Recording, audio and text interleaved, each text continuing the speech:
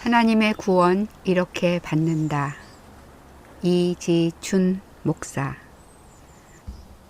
오늘은 제26편으로 구원의 섭리에 대해서 알아보도록 하겠습니다. 구원의 특성. 디모데 후서 1장 7절로 9절 말씀입니다. 하나님이 우리에게 주신 것은 두려워하는 마음이 아니요 오직 능력과 사랑과 근신하는 마음이니 그러므로 내가 우리 주의 증거와 또는 주를 위하여 갇힌 자 된 나를 부끄러워 말고 오직 하나님의 능력을 쫓아 복음과 함께 고난을 받으라.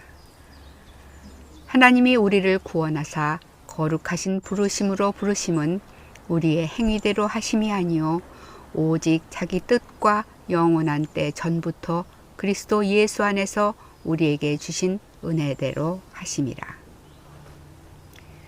위의 9절 말씀에 의하면 하나님의 구원의 특성은 다음과 같습니다. 1. 하나님이 우리를 구원하사, 즉 하나님께서 구원하심. 2. 거룩하신 부르심으로 부르심은, 즉 거룩한 부르심임. 3. 우리의 행위대로 하심이 아니요 즉 행위에 의한 것이 아님. 4. 오직 자기 뜻과 즉 오직 하나님의 뜻에 의한 것임. 5. 영원한 때 전부터 즉 영원 전부터 계획하심. 6. 그리스도 예수 안에서 즉 그리스도 예수 안에서만 구원이 있음. 7. 우리에게 주신 은혜대로 하심이라 즉 하나님의 은혜에 의함. 이 말씀은 바울 사도의 마지막 서신으로 친아들같이 사랑하는 제자 디모데에게 보낸 두 번째 편지의 한 부분입니다. 바울 사도는 이 편지를 보낸 후 곧 순교한 것으로 전해집니다. 바울 사도는 감옥에서 임박한 순교를 앞두고도 두려워하거나 탄식하거나 원망하는 기색이 조금도 없었습니다. 오히려 고난을 이기는 능력과 사랑과 근신하는 자세를 보이고 복음을 위하여 갇힌 자신이 받는 고난에 대한 긍지를 가지고 디모데에게도 하나님의 능력을 쫓아 복음과 함께 고난을 받으라고 권면했습니다. 이때가 바울 사도가 부활 승천하신 예수님을 만난 후 약 30여 년이 지난 것으로 믿어지는데 그 긴 세월 동안 오직 복음을 위하여 온갖 고난과 역경을 헤쳐왔음에도 불구하고 약해지지 않고 더욱 강한 믿음의 사도가 되었습니다. 순교를 앞두고도 초연한 자세로 하나님의 구원의 비밀을 밝히는 모습은 참으로 많은 도전과 본이 됩니다. 특별히 9절에서 바울 사도는 놀라운 하나님의 구원에 대하여 그때까지 감추어졌던 사실들을 드러냅니다. 하나님이 우리를 구원하사 라는 말은 구원은 하나님께서 해주시는 것이지 우리가 스스로 이루는 것이 아니라는 것입니다. 이것이 구원, 즉 우리가 하나님께 받는 구원의 첫째 특성입니다. 또한 거룩하신 부르심으로 부르심은 이라는 말은 하나님께서 친히 구원하신 사람들을 거룩한 부르심, 즉 성도라 부르시고 하나님의 백성, 하나님의 자녀라 부르시며 또는 사도와 목사와 일꾼으로 부르셨다는 뜻입니다. 이는 사람의 부르심이 아니고 천지의 주제이신 하나님께서 거룩한 백성으로 부르셨다는 말씀으로 이것이 구원의 둘째 특성입니다. 우리의 행위대로 하심이 아니요 라고 하신 말씀은 하나님의 구원은 사람들의 행위를 따라 되는 것이 아니라는 말씀입니다.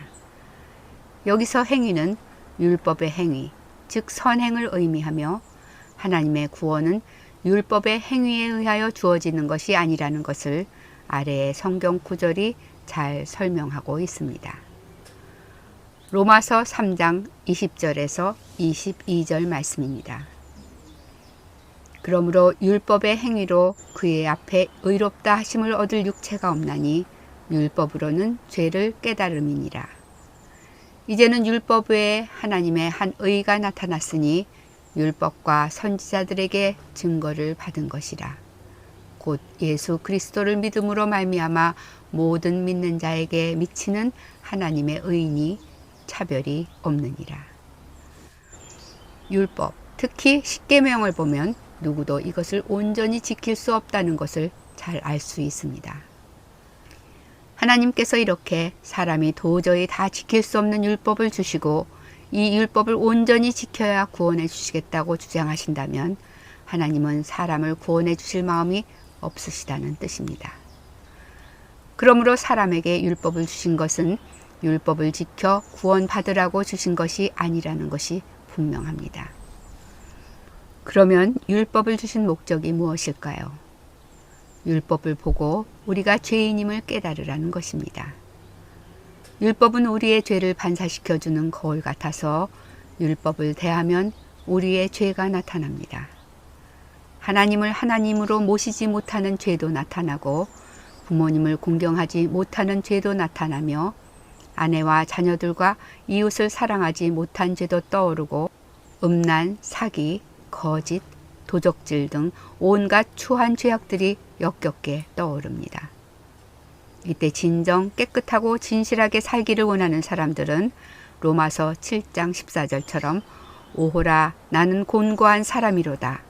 이 사망의 몸에서 누가 나를 건져내랴고 했던 바울 사도의 탄식과 같은 탄식이 나오고 속죄의 길을 강하게 찾게 됩니다. 하나님께서는 이와 같은 사람들에게 하나님의 구원을 베풀어 주십니다. 그러므로 하나님의 구원하심은 율법을 지키는 사람의 행위로 말미암아서 되는 것이 아닙니다. 이것이 구원의 셋째 특성입니다. 또한 구원은 오직 자기 뜻과 영원한 때 전부터 그리스도 예수 안에서 우리에게 주신 은혜대로 하심이라고 하셨습니다. 여기서 오직 자기의 뜻은 원어로 오직 자기의 목적이라는 뜻입니다.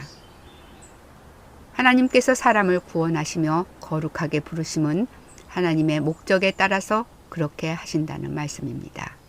의도적이고 계획적입니다. 이것이 구원의 넷째 특성입니다. 더 나아가 하나님의 구원과 부르심은 영원한 때 전부터라고 하셨습니다. 여기서 영원한 때 전부터라는 말은 과거에 영원한 때가 있었다면 그 이전에 라는 뜻입니다. 영원이라는 시간에도 끝이 없는데 그 이전이 감이 잡히지 않고 그저 우주도 생기기 전 영원 전에라고 이해할 수밖에 없습니다. 그러므로 지금은 잘 이해가 되지 않지만 사람의 구원은 천지 창조 훨씬 이전에 하나님의 계획 가운데 있었다는 것입니다. 이것이 구원의 다섯째 특성입니다. 바울 사도는 계속해서 하나님의 구원은 그리스도 예수 안에서 계획되었다고 했습니다. 이는 중요한 하나님의 구원의 특성입니다. 하나님의 구원은 오직 그리스도 예수 안에서만 가능하다는 말씀으로 바울 사도가 이 사실을 계시받기 훨씬 이전에 이미 예수님께서 요한복음 14장 6절에 내가 곧 길이요 진리요 생명이니 나로 말미암지 않고는 아버지께로 올 자가 없느니라고 말씀하셨습니다. 이것이 구원의 여섯째 특성입니다. 구원의 마지막 특성은 영원전부터 그리스도 예수 안에서 우리에게 주신 은혜대로 하셨다는 것입니다. 여기서 은혜는 원어의 카리스라는 말인데 하나님께서 거저 베풀어 주시는 호의라는 뜻으로 상도 빚도 아닙니다. 상은 상을 받을 만한 자격이 있는 사람에게 주는 것이므로 주는 사람이 주기 싫어도 줘야 하고 빚은 갚을 의무가 있기 때문에 갚기 싫어도 갚아야 합니다. 그러나 은혜는 받을 만한 자격이 없음에도 불구하고 거저 베풀어 주는 호의이기 때문에 은혜입니다. 사람이 받는 하나님의 구원은 사람이 받을 만한 자격이 있어서 받는 것이 아니라 하나님께서 사랑하시고 긍휼히 여기셔서 거저 주시는 은혜의 선물입니다. 이것이 구원의 7째 특성입니다.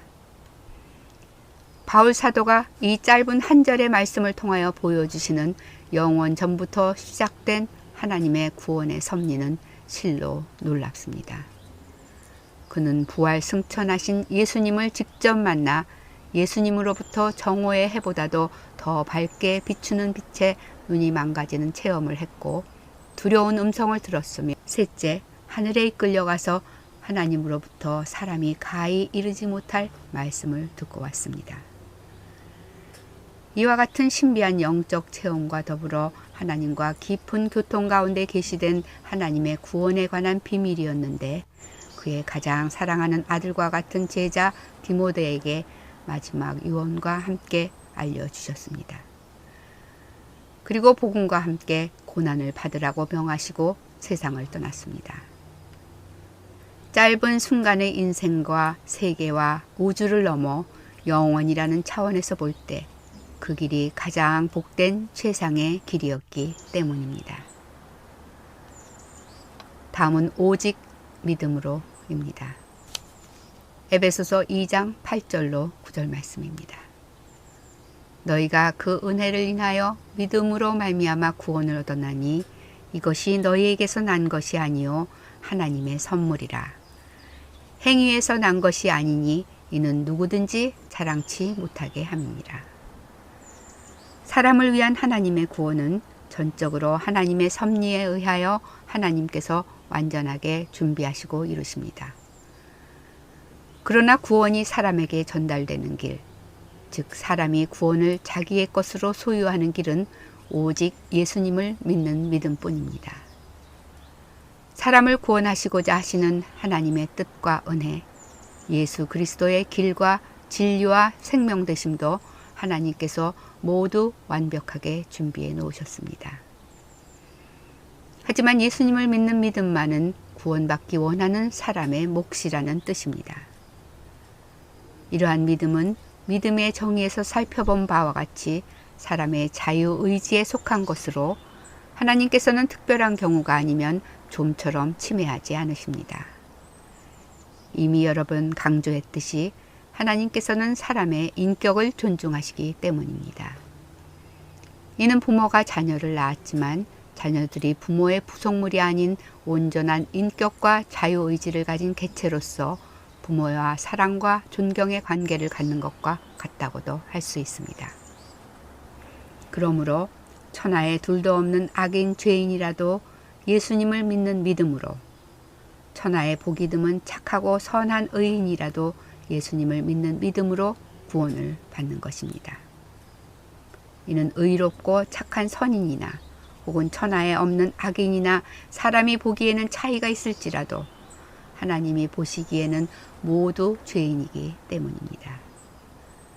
그러므로 하나님께서는 은혜를 베푸시어 누구든지 예수님을 믿는 믿음으로 하나님 앞에 나오면 예수님의 대속의 은혜로 우리의 모든 죄를 용서하시고 놀라운 하나님의 구원을 베풀어 주십니다. 우리 인간이 도저히 스스로 이룰 수 없는 구원을 받기 위한 모든 조건은 하나님께서 담당하시고 사람에게는 오직 사람이 할 수 있는 예수님을 믿는 믿음만 요구하십니다. 이는 하나님을 믿는 믿음에 실패한 아담과 하와의 후손들에게 베푸시는 하나님의 귀한 회복의 기회로 하나님의 구원은 참으로 공평하십니다. 다음은 제27편으로 4. 하나님의 구원을 선물로 받아들이는 행동에서 회개와 시인에 대해서 알아보도록 하겠습니다. 감사합니다.